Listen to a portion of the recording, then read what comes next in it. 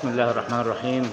اليوم قابلنا الراجل المحترم ده، اسمعه بيقول ايه معانا في الجاليه المصريه، يحمل الجنسيه المصريه. اتفضل. بسم اسم الله حضرتك يا الرحمن فندم؟ الرحيم. المهندس أشرف القديح. باسمي وباسم الشعب العربي الفلسطيني الأصيل أتقدم بالشكر الجزيل وكامل الامتنان والتقدير والاحترام من الأشقاء في جمهورية مصر العربية والشعب المصري العربي الأصيل على وقوفهم الدائم المناصر والمتضامن مع الشعب الفلسطيني ومع قضيته الوطنية. دائما كنا نرى الشعب المصري وقيادته الحكيمة حريصة جدا على أن تقف إلى جانب الثوابت الوطنية للشعب الفلسطيني وإلى جانب حقوق الشعب الفلسطيني غير قابلة للتصرف. وبالتالي نحن ننظر إلى هذا الدور الرائد في الوطن العربي وفي الحراك داخل المجتمع الدولي.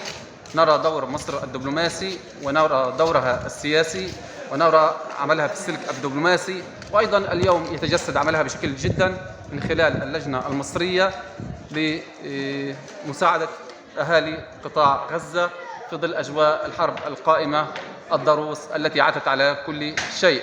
هناك لمسات جميلة جدا لا يمكن نكرانها، لمسات ولوحات جميلة شكلها الشعب المصري والقيادة المصرية داخل قطاع غزة. مساعدات الشعب المصري وهو اللجنة المصرية وصلت إلى كل بيت فلسطيني تقريبا، وصلت إلى كل حيثيات وتفاصيل الحياة الفلسطينية المعيشية، وبالتالي ساهمت في إيجاد حياة كريمة وساهمت في إيجاد شريك أساسي في عملية الإغاثة والتنمية بكافة الشرائح الوطنية الفلسطينية. مشاريعكم ينظر إليها بعين الاعتبار وينظر إليها بعين التقدير والاحترام داخل الشارع الفلسطيني.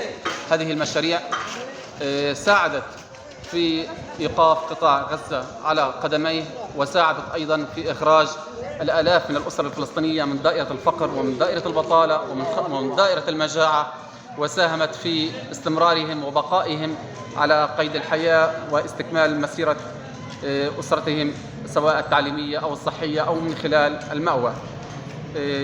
ما زلنا نكرر بالطبع الجالية المصرية ممثلة بكل مجموعتها ساهمت بعملها السياسي والدبلوماسي، أيضا ساهمت من خلال التحفيز للمجموعات الشعبية في جمهورية مصر العربية لمساعدة أهالي قطاع غزة ومساعدة الفئات المهمشة والفئات الفقيرة ومحدودي الدخل ومعدومي الدخل. وبالتالي ساهمت هذه الأمور مشكلة بجمعيتها في إخراج الناس من دائرة الفقر ودائرة البطالة ودائرة انعدام الأمن الغذائي ودائرة انعدام توفير الحياة الكريمة وانعدام الحياة الأسرية الهانئة والمريحة للسكان.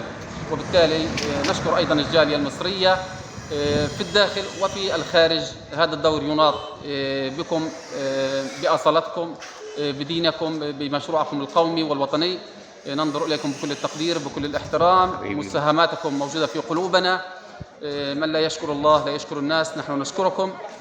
هذا دوركم النبيل وقد قمتم به، وأجركم عند الله، وعيننا إليكم دائما ترنا. حبيبي متشكرين. الباشمهندس اشرف القديح من الناس المحترمه الواحد قابلها هنا في غزه. كل الشكر لشعب غزه وعاش رئيسنا السيسي. كل التقدير والاحترام.